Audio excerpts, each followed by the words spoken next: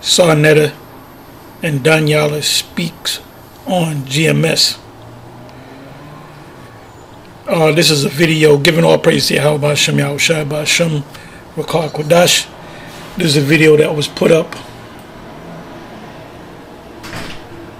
today on Black News 102, because you know Sarnetta has two channels. He has Sarnetta TV, where he puts most of his videos on Sarnetta TV, and also Black News 102. So the name of this video is Danyaahla speaks on GMS and the Zion Lex, I guess as versus Captain Tazariak debate.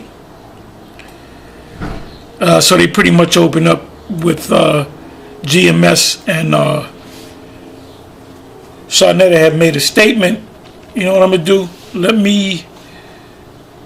This is at the 1 minute and 22 second mark. So listen good. Begin. I know you used to be in a nation of gods and earths. Talk to us about your background for those who may not know. All right, so basically what happened was I was raised a Christian. My family is from the West Indies. A lot of people can't tell that because they say I sound American. You sound American. So my family's from the West Indies, both of my parents. They came here, Christian background. I lost my parents at a very young age. You can never tell by, yes, I've been on my own since I was 12 years old, like in the streets and everything. Like that's yeah. It's all good, you know. In life, as credit to Danyaahla's character, you know, if you got one parent that died when you were young, that's devastating. But both parents, so he goes on to say how he kind of had to make it on his own at the age of 12, which, by the way, that's when you become a man. So had he been 10, it would have been problems. So, you know, 12 years old, if you're pushing the corner, you become a man quick. When you lose your parents, you know what I'm saying, you learn to adjust. You never get over it. My father was in the streets, so the streets took him out. You know what I'm saying? And my mother died of an illness, so I'll just leave it there. My father was in the streets, so, you know, a lot of people I know that's adults, they're 40 and 50 years old, you still got your parents. Understand, I lost my parents at 12, and I'm still not over it. You never get over it. You learn to live with it, you learn to adjust to it, but you never get over it. So I was around in the streets, whatever, doing what I was doing, going to school, and I ran across some people that were 5%ers. You know what I'm saying? We had an enlightener. I'm from Mount Vernon, New York, by the way. We had an enlightener, so the dude was teaching me the 5% lessons, went down, got the student enrollment, you know what I'm saying, was reading up on that stuff like that. And I was also doing music. And I ran into these two dudes that had a record deal. They were down with Vance Wright. Vance Wright is also the guy that was with Slick Rick. And these dudes was with Vance Wright too. They had a record deal. They put a record out. Then they got dropped from the label. And they were going to One West. And we ran into them. And me and my partner used to go back and forth with these dudes for months. This is like around 91. And in 92, they finally got me to go to school at One West. And the rest is history ever since then. Now, I always say this real quick. I just want to say this. When I first went into the school, because people say, oh, you always been, listen, when I first went into the school and the elders used to say some of the stuff that I say now, I used to be like, well, I don't know about that. I don't know about that either. So I didn't just go in there as a just believer like what people say. A lot of things had to be proven to me over time before I finally resonated with myself in this truth. It wasn't overnight like what people say. All right. This may be a shocking to you, brother, but and studying and looking and doing my research through the YouTube. Listen good, as High Priest Ariel would say. Listen good of what Sarnetta is about to say. Now, Sarnetta could be one of the elect, because he sees things that even other Israelites can't see. He can clearly see that the mark of the beast is a microchip. And he's watched countless videos of us teaching, slamming that thing home. GMS I'm talking about. Why do you think a lot of people shit on GMS? Because now that I'm watching a little bit of videos, I'm saying, yo, they right on point when it comes to the Bible. A lot of people don't see that. So we're going to talk more about that. Yeah, a lot of Israelites don't see it. But we say this, and I said it over the weekend. I said, you're welcome to watch our videos, just like we watch the different Israelite videos. Y'all are always welcome to watch our videos. And if you want to get the true breakdowns, interpretation, especially of the prophetic parts of the Bible, you have no choice but to watch Great Millstone, and not just myself, or Apostle Gabar, Apostle Ricard, Apostle Raimla, but the other elders that have come up, the brothers that was in this thing going back 20, 25, almost 30 years, and the men and the women, but we're focusing on the men that came in the July, and starting from 2007 when we first got on YouTube. That's when the doors open up.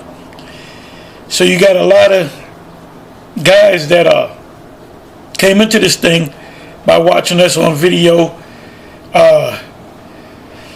in 2007, 2008. A lot of them came in maybe at the end of 2007, 2008, 2009. And a lot of those individuals are still a part of GMS.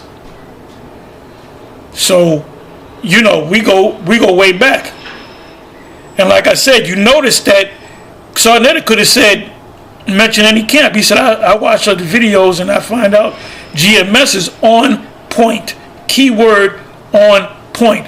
Because what he does is, we'll say something, we'll go to the scriptures, he won't get emotional, and he'll go and study it and read it and maybe speak to other people and come to the realization that, wait a minute, GMS is always on point. We make it our business to be on point, because the scriptures teach you about adding and taking away from the word. We make it anything that we say, we wholeheartedly believe, and we can prove it in the scriptures. So if you get emotional, you're not going to get it. So, you know, Sarnetta said, you know, he said something pretty profound. And the Most High is opening up his eyes. As much as we hated him and got on him, he sees things, you know. Because I got some questions. As I'm looking at, you know, GMS and the way they teach and the way they go in the Bible, and I be looking it up, I be like, yo, is these dudes right? And I be like, they right on point. Why do you think a lot of people go against them? Even in the truth, like the brothers that's in the truth goes against them. Well, before Priest Danyaahla answers, and me and Priest Danyaahla go way back. You know, he said he'd been in this thing for 30 years. Yep, he'd been in this thing for 30 years. He came in as a kid. I believe, if I'm not mistaken, he was like maybe 18, 19 years old. He came in as a kid. So I don't even remember what he looked like when he was a kid. He obviously looked completely different. You know, he's a grown man, I guess in his 40s. But hey, you know, me and Priest Danyaahla is cool. You know, he said in the video that we make videos and we get on and we curse him out and all that. But it's all good because we still love the brother. And hey, I pray that the brother make it. You know, I pray that Sarnetta make it. That he fully, because he's waking up. He's waking up. So let's listen on. Well, I'm going to start with myself, right? Elder Tahar is one of my teachers as well. Now, don't get it twisted. I've been in the truth for almost 30 years. Next year makes 30 years. So he was back at One West. But when I was back at One West, Tahar was already a general back at One West. I'm a 19-year-old. I'm sorry about that. It was 19, see? And during that time, I mean, he's telling the truth. He's telling the truth, you know? And I love this brother, Priest Danyaahla, you know? Hey, we're known for cursing everybody out, but hey, at the end of the day, you're still Israelites. So, you know, I pray that when the destruction come and the salvation come, you know, I pray that the Most High save all of y'all, man.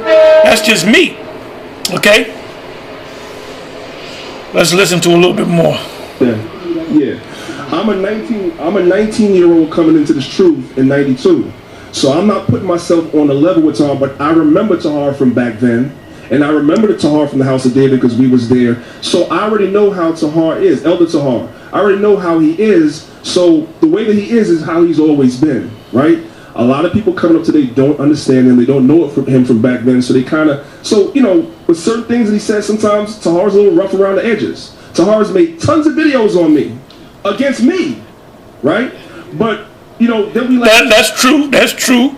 And I even apologize. He even says that I even apologize for a video. I got real raw, and he came back raw, so I apologize because, I said something to the effect of, I believe I said, priest, one lawyer's turn over in his grave, and I know that made him hot, which I said, no, I gotta apologize for that, and I did apologize for that, So, he knows me. He knows me, And yes, I am rough around the edges at times. Laugh it off, because at the end of the day, I don't take nothing personal from nothing that he says, because I realize that he is an elder, but everybody is not me. Everybody's not going to take kindly to these dudes making videos, because they make videos about everybody. You know that. Everybody doesn't... Yeah, and that's true, too. But when we make them videos, we get into these guys for teaching false doctrines, like Nate or Nathaniel, Bishop Nathaniel. He always calls on Jesus Christ. When you look up Jesus Christ, that's a Renaissance. The J is a Renaissance letter. There was no such thing as a letter J. It came about during the Renaissance. And the Renaissance, when you read Revelation, the 20th chapter, it speaks about the old serpent, the devil, coming out after the 1,000 years. Well, that's when they came out. Oh, that whole thing, Revelation, the 20th chapter, and we did breakdowns on it, and somebody should do another breakdown on it. That's talking about the Byzantine Empire, Esau being under our feet, and Esau coming back into power. So when you break down or interpret Revelation, the 20th chapter, you have to speak about Christopher Columbus, King Ferdinand, Queen Isabella, Spain, the Roman Catholic institution. All right. And take kindly to it, but because he's an elder, and because I know him from all the way back then, I give him a certain level of respect where I don't feed into it. I think I fed into it one time where he pushed my buttons one time too many, and I made a video response, and he apologized. But outside of that, I don't really let it get to me. But a lot of people that don't know him, they allow it to get to them. Does that make sense? Okay. Me and my brother Zion went to the museum yesterday. What is your take on our brother Zion? What do you think about our brother Zion studying the Middle Metro? And this is where a lot of... You think this is body armor? Oh boy. Forget that. Be prepared for anything with her. Yeah, come and cut this. That's why he's going to get mad at me. I think it's great. And I'm going to tell you why. And just allow me a few minutes to explain. Now he's speaking on Zion, Lex. Zion is extremely improved, right? But I want to get to, bear with me for a minute. Egyptians have always been, you see myself, Captain Tazariak, Divine Prospect, so forth and so on. We kind of we buck against the grain of the community, and we sit with you brothers, because at the end of the day, you are our brothers. I believe that wholeheartedly. Trial, the critique was, well, you guys don't speak the Medu. He did exactly. Why is a Hebrew reading the Medu? Because I don't see the problem. But the problem is, I'm going to tell you what the problem is, in my opinion. If you telling him something about the Medu in about 2 weeks, I own all the Egyptian dictionaries, all of them. And by the way, you can watch the whole video in its entirety, which is almost 17 minutes long. I'm just trying to get the part with Khalid Muhammad. So bear with me. I got Mfudishi's book. Might start changing the way you think about history when it comes to being a Hebrew. I don't know about that. Of course you ain't. I don't know about that. It's like when you learning how to drive, it just comes. So don't say you don't know about that. I remember saying the same thing. I understand. Anything else, because I am a researcher. Now watch this. Watch this, Sarnetta. Watch this, right? about one of your mentors, the wonderful, great brother called Dr. Khalid Muhammad, right? Boom. We got to talk about him. We knew, well, he's going to tell you. Khalid Muhammad, we knew him personally. He was in the school. I got a video cassette somewhere in the house. I hope I didn't throw it out. But it's actually him in the school. And he used to come on Friday nights when Yeshaya was teaching. So what Priest Danyaahla is going to say is all truth. Everything that Priest Danyaahla have said in this video is all true. Now, Khalid Muhammad, he really got close to really three people: High Priest Sarnetta, High Priest Yeshaya, and myself. And he would come around, and he would say, "Is High Priest Sarnetta around? High Priest Yeshaya, or High Priest Tahar, or any of them around? I want to talk to them." See, he didn't know all the brothers, but he kind of knew us. And I remember one time he came out and he said he's going to do a debate with a so-called Jew. Can I give him any books? And that's when we were heavy into the icons. So I gave him the icon books. I said, get this book, the icon book, the Russian icons. And we even told him where he can get it, what store he can purchase it from. And we would also give him scriptures, the color of the Messiah, basic scriptures that he kind of knew, but we would give him a lot of scriptures. And he would take out a little notebook and he would write it down, and he would say, shalom, just come around. He would come around uninvited. He would just come around. We'd be downstairs talking, and he would just come around. So it's true that what Danyaahla is about to say. And he did used to come to the classes to learn. Let's talk about the great Dr. Khalid Muhammad, who is one of my absolute favorite people in the conscious community ever, period, okay? I've been around this community next year 30 years, so you do realize... Yeah, because one thing about Khalid Muhammad, he got along with everybody. He was like your favorite uncle or your favorite cousin at a family reunion or a cookout. You see him, you light up. He was just a down-to-earth dude. And then he did a video interview with New York One at that time, and he did say, and it's on YouTube, you just got to find it. He did say, yes, we are the Hebrew Israelites. So, if you're saying that he never said that, look, we knew the man. That when Khalid was around, that he had a history with one school. You understand that, right? You understand I was there when that was going on, right? Okay. So Khalid used to come in. You interviewed High Priest Yeshaya. Why don't you ask Yeshaya? It was Yeshaya's classes that Khalid used to come to on Friday nights. And I remember it because I used to be sitting in Yeshaya's classes also. Why am I saying that to you? Because when Khalid used to have those debates with those, the people that wear the small hats? I ain't gonna call their name. I don't want to get no strike on your channel. Before he would have his debates with those people, he would come and sit with his brothers who were more versed in that area and learn from them and use the information against all of our open enemy. Yeah, he would come to the class, but sometimes he would just come out of nowhere. He knows we're hanging in the front of the school, and he would just pull me to the side or Yeshaya to the side, and High Priest Sarnetta, and we would just give him that information.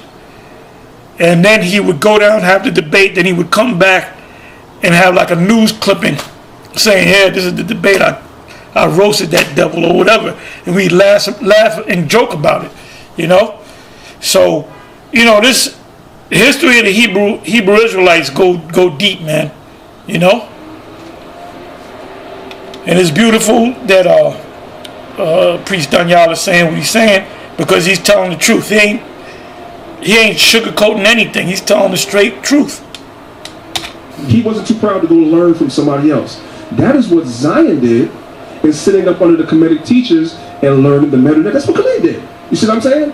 So now, why is it, and I've heard you ask, why is it that these same Kemetic teachers will not come and sit down and learn the Hebrew before they start talking about the Bible? That's the question. When is that going to happen? I agree with you. I agree.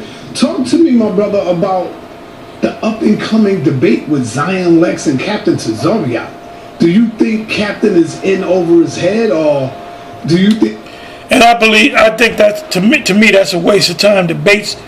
Formal debates are a waste of time, because if they have a debate, which they're probably going to have, Zion Lex and Captain Tazariak, when they both leave the audience, whether they're pro Captain Tazariak or pro Zion Lex, when everybody leaves, everybody that's pro Zion Lex is going to leave pro Zion Lex.